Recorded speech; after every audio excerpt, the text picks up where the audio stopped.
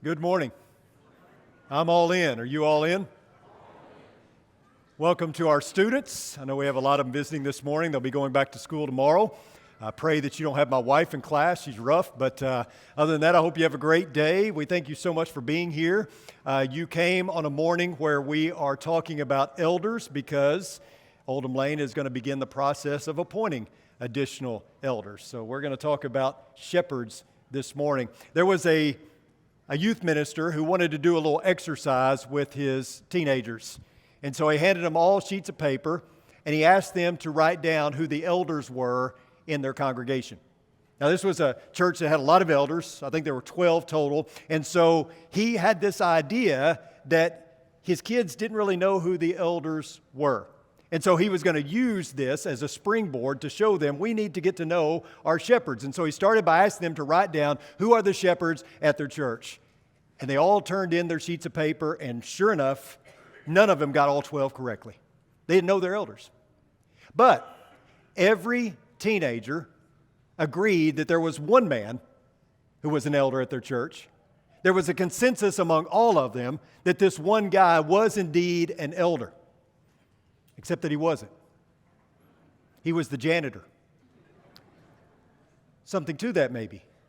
Something telling there. How would you define an elder? What does an elder look like to you?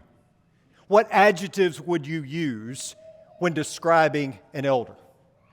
Maybe wise, faithful, biblical, leader. There was another congregation that decided to do a little exercise as well. They handed 2 sheets of paper to every member.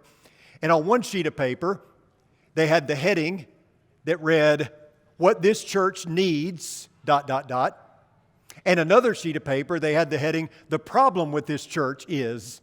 And when all the responses were turned in, by and large, the responses to what this church needs were things like more coffee between Bible classes, newer, more comfortable pews. Under the heading of the problem with this church most of the responses centered around, well, it needs a new air conditioning unit. It's too hot, or it's too cold. You know, elders can easily get sucked into that kind of thinking and make it their goal just to keep the sheep comfortable and content and happy, tending to their wants rather than their needs. So over the next several weeks, our shepherds here are going to begin the process of appointing elders. And here's how I want us, as the members, to view this process. I want us to be like the Atlanta Braves, or the Golden State Warriors, or the Los Angeles Rams. You know what all those teams have in common? They all recently won a championship.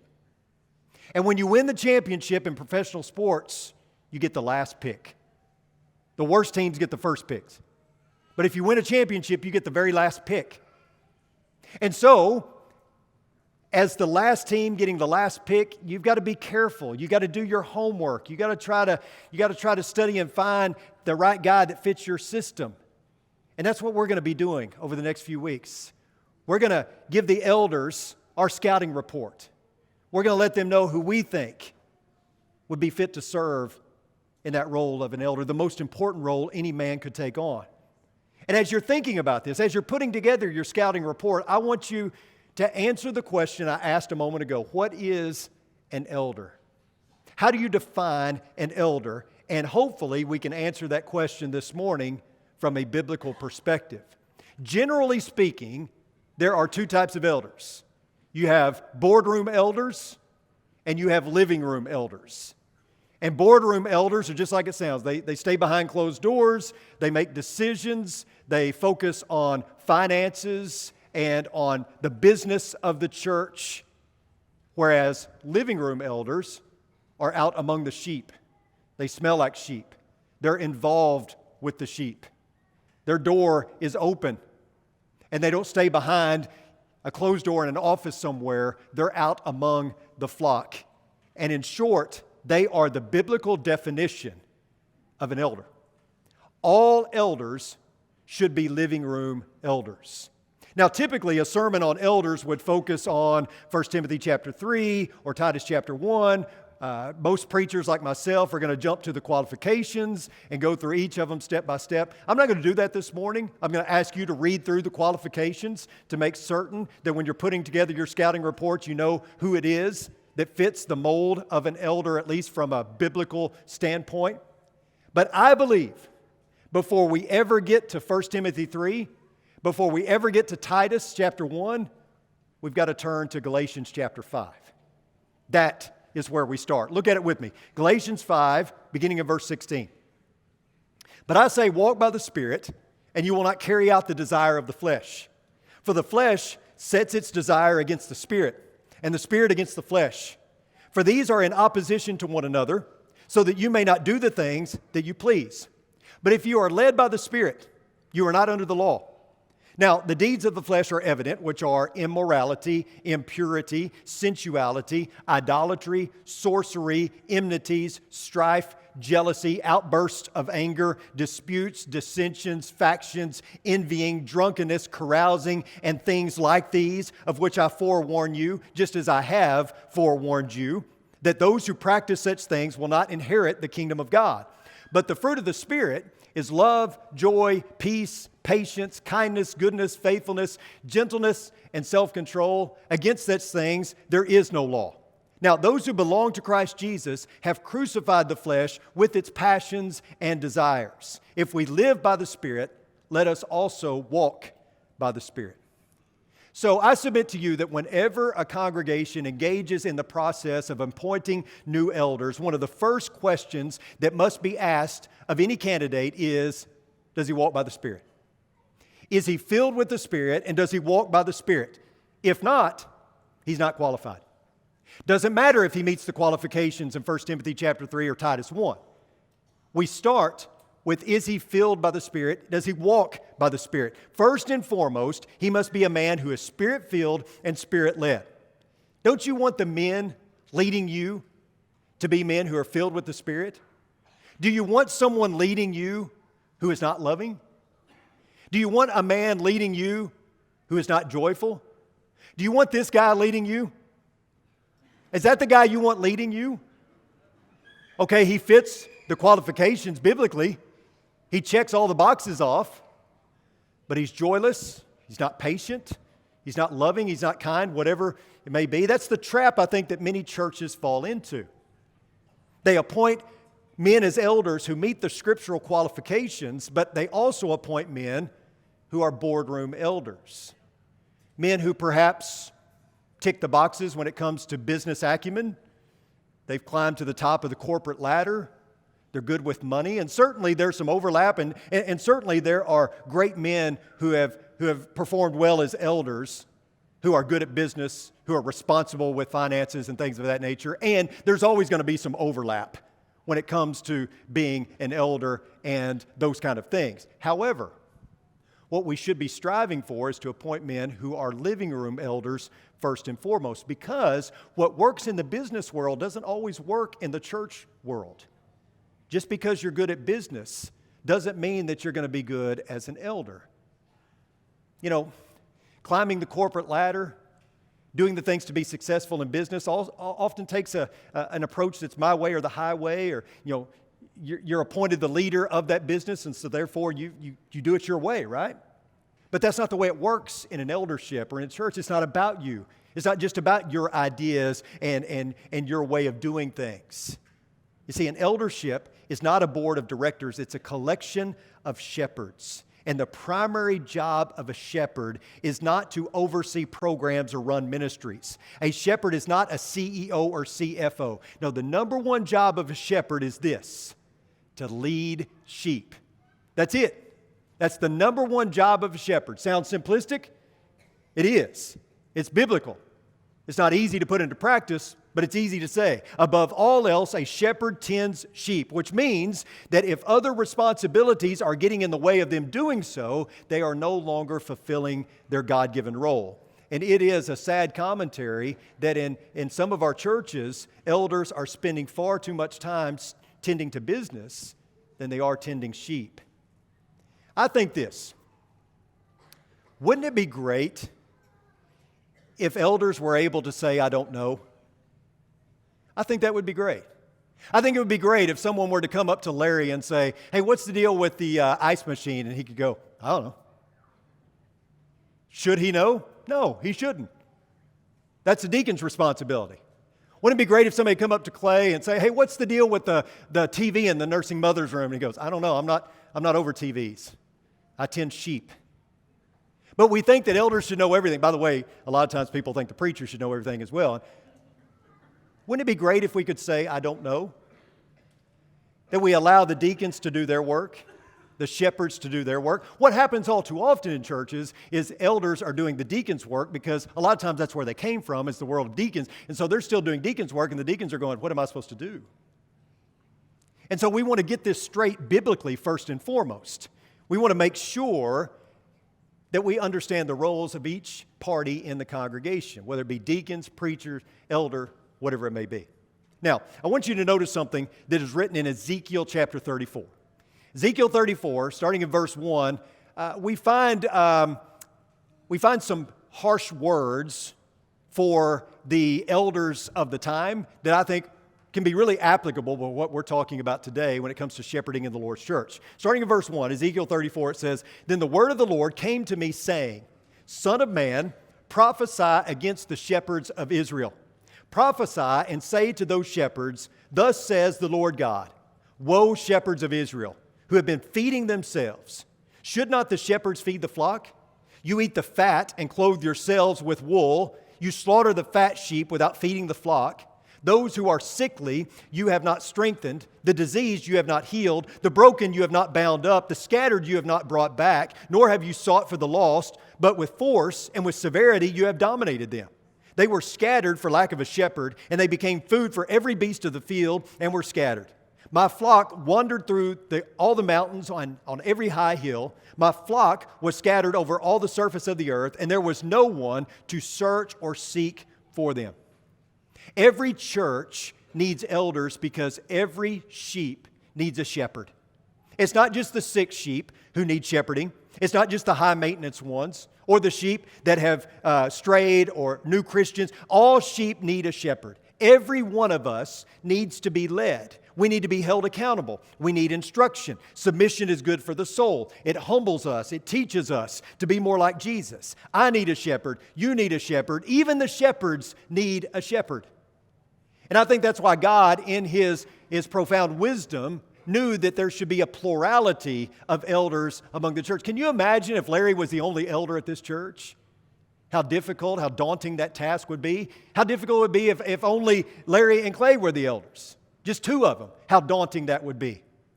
There's a plurality because everyone needs to be held accountable, including elders. There needs to be a system of checks and balances. There needs to be that camaraderie, that closeness, that unification. I mean, we're a team. Elders are a team within the team. And it is their role and responsibility to lead this team. And so they need each other because I wrote a book several years ago called Who Ministers to the Minister? Well, who shepherds the shepherds? The shepherds do, right? We all need each other in this thing. Even the shepherds need a shepherd. You think about all this as you read through Ezekiel chapter 34. Notice the failures of these shepherds. They were selfish, of course, and that really saturated everything else they did. In their selfishness, they failed to feed the flock. They didn't strengthen the sick. They did not heal the disease. They did not bind up the broken. They didn't seek those that had wandered away. They ruled over the flock with an iron fist. And Ezekiel basically says, you're shepherds in name only. You're not living out the role. You're just being called shepherds, but you're not doing anything worthy of being a shepherd. You have failed in your primary responsibility. You didn't lead. And you'll notice there's nothing in here about finances or about budget or anything else. First and foremost, it's about tending to sheep. The shepherds are to make sure the flock is spiritually fed, strengthen those who are weak spiritually, seek to heal those who are diseased with sin, encourage those who are broken, and search for those who have wandered away. Like literal shepherds of literal sheep, spiritual shepherds have a responsibility.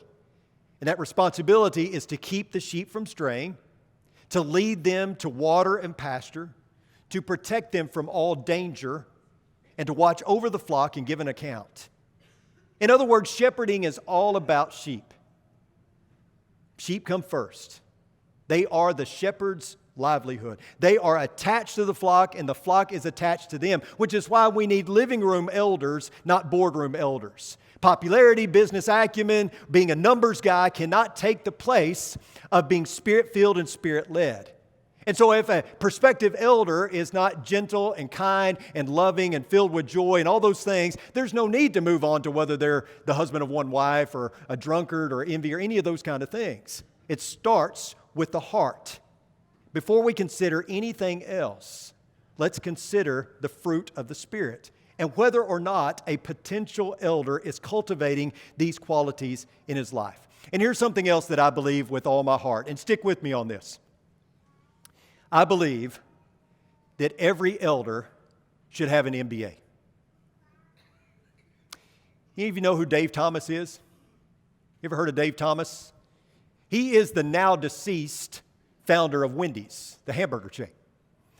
And Dave Thomas appeared in all the training videos for Wendy's. He was a very hands-on owner.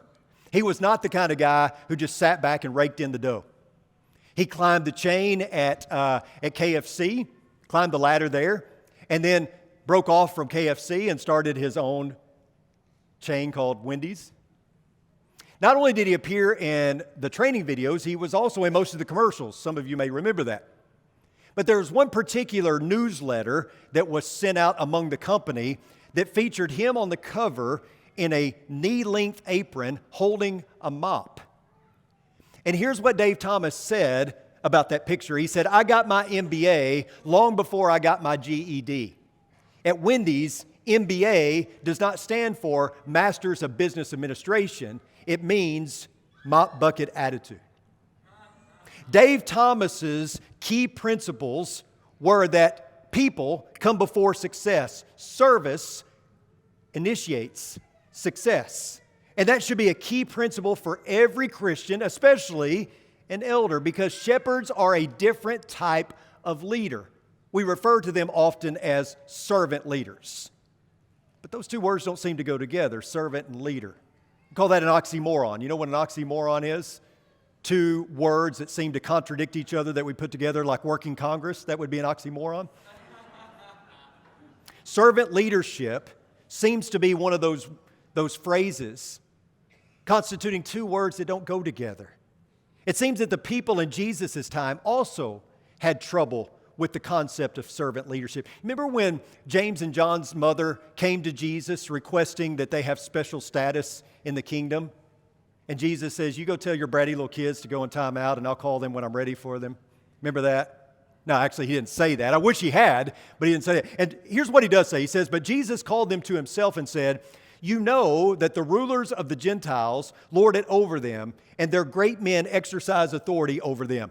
It is not this way among you, but whoever wishes to become great among you shall be your servant, and whoever wishes to be first among you shall be your slave. Just as the Son of Man did not come to be served, but to serve, and to give his life a ransom for many.'" Now, the other apostles were very upset that James and John's mother went to bat for them trying to get special status in the kingdom. But they couldn't claim innocence here either. Because if you read through the Gospels, you notice that they were always haggling over rankings. All of them were. No one was exempt here.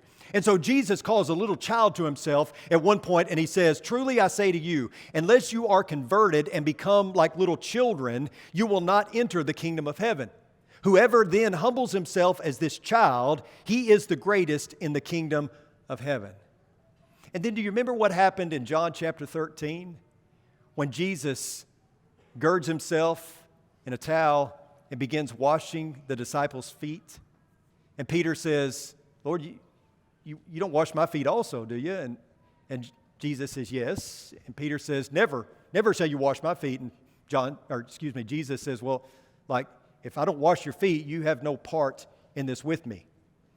In other words, Peter's saying, "Look, we've got people to do that, Jesus.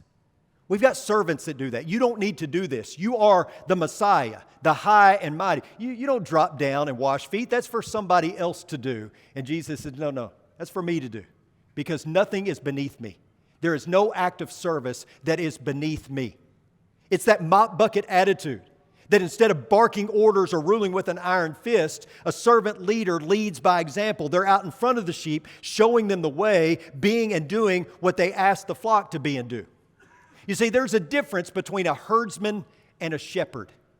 A herdsman gets behind the cattle, behind the herd, and barks out orders and prods them and drives them, hits them even, to get them to move in the direction they want them to go, but not a shepherd. You can't drag sheep. You can't put them on a leash.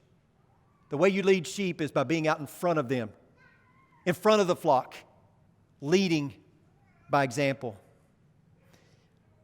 I've never had one of our shepherds try to wash my feet. I'll tell you what I've seen our shepherds doing over and over again. I've seen Clay serving ice cream at one of our fellowships. I've seen Eddie cleaning up after everything was over. I've seen Larry walking around with a trash can, getting people's trash at a fellowship meal. I've seen Jack sitting at the hospital with people as they're anxiously awaiting the outcome of a surgery. I've seen Royce with his arm around somebody, consoling them. I've seen Chris up here praying for the sick.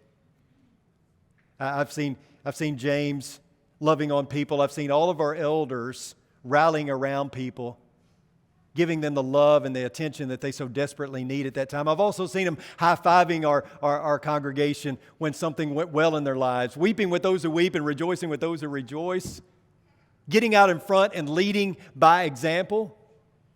It's examples of washing feet. No task is beneath them, and every person is important to them. Everyone has value because sheep come first, service first. Never ask the sheep to do something that you're not willing to do. Again, elders are not herdsmen. They don't bark orders from behind or drive the herd. They get out in front of the flock. They mingle with the flock and lead the flock. In John chapter 10, we find one of Jesus' I am statements. It's the one where he says, I am the good shepherd. You talk about an oxymoron. There was no such thing as a good shepherd in Jesus' day. The religious elite had no use for shepherds because mainly they didn't follow all the ceremonial cleansing laws. And so good shepherd was an oxymoron. Those two words did not go together. But I want you to notice verse 14 and following of John chapter 10. It says, I am the good shepherd, and I know my own, and my own know me. Just as the Father knows me, and I know the Father, and I lay down my life for the sheep. And I have other sheep that are not of this fold. I must bring them also, and they will listen to my voice, and they will become one flock with one shepherd. For this reason, the Father loves me, because I lay down my life so that I may take it back. No one has taken it away from me, but I lay it down on my own. I have authority to lay it down, and I have authority to take it back. This commandment I received from my Father. What I want you to extrapolate from this is shepherds have a shepherd. A godly shepherd, a godly elder understands that they're not the ones in charge. The buck may stop with them at the local congregational level, but they understand that they are not the boss. They serve a boss. And any authority they have is God-given. He has bestowed it upon them, and they are to operate within the confines of that authority. They have authority because God has given it to them. That's what Jesus is saying here. Any authority he has is because he is the Son of God, but he becomes a servant. He humbles himself because he understands who has the ultimate authority. He bowed to the king. He was always about the Father's business. The godly elder recognizes that this authority comes from the Father. He is bound by Scripture. He is Spirit-filled and Spirit-led, which automatically makes him a servant, not a ruler. He leads not as a boss, but as a servant of the boss. A good shepherd understands that these are not his sheep. He's been tasked with leading them, but they're not his sheep. They belong to the good shepherd, to God. This requires humility. It requires recognition that as a leader, I'm also a follower. There was a car accident in which a father, a mother, and two children were left unconscious. They were going to be okay, but they were unconscious at the scene of the accident. So the paramedics pull up, the police pull up, trying to figure out what happened. There just so happened to be a monkey in the car with them. And so the police officers decide, well, let's give it a shot. Let's ask the monkey what happened. And so they ask the monkey, what was the father doing during the time of the accident? And the monkey makes a motion like this, been drinking. It's okay. What was the mother doing? The monkey's doing this. Okay, it's starting to come into focus. What happened? He said, what were the children doing? The monkey starts doing this, like they were fighting in the back seat. And so the police get a full picture of what was happening at the time of the accident, and they conclude, well, no wonder there was a problem. I mean, all that commotion going on in the car, no wonder they had an accident. And just before they walked away, they decided to ask the monkey, well, so what were you doing at the time of the accident? The monkey goes, folks, if we're not on the same page in this thing, we're going to have an accident. And it could be tragic. We've got to understand who's driving this thing. And as passengers, we got to make sure that we are not a distraction.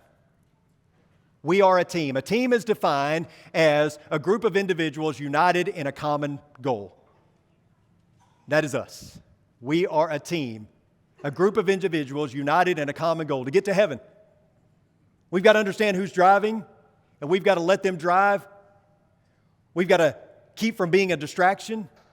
And we've also got to understand that we're all in this together, right? This isn't just about me. We're all in this together. So let's contribute to the unity and success of this team by carrying out our roles effectively and submitting to the shepherds and letting them lead us. May seem like an awkward time to add an invitation, but we want to do that. Kevin's going to lead us in a song. If we can help you this morning, if we can pray with you, if we can encourage you, if you want to be a part of this team and like to know more about that, let us help you with that as well. If you're ready to put on Christ in baptism this morning, why don't you come as we stand and as we sing.